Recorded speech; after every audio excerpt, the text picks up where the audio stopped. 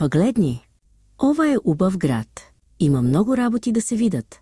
Пак, бурasi güzel bir şehir. Görülecek çok şey var. Първо, отдам на площадот. Ова е Македония площад. То е голям площад. Once meydana gidiyorum. Burası Македония мейдани. О, büyük bir meydan. Сега преминувам преко мостот. Овой мост е камениот мост. Овой мост е стар.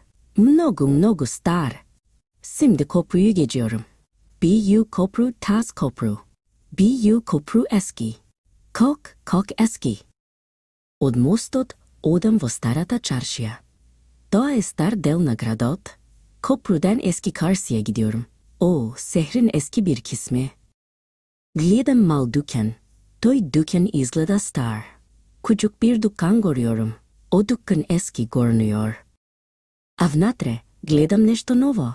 Купувам мал, нов сувенир ve ay içeride yeni bir şey görüyorum.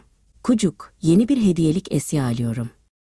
Излегувам от чаршията. Гледам стара сграда до една нова. Karşıdan çıkıyorum.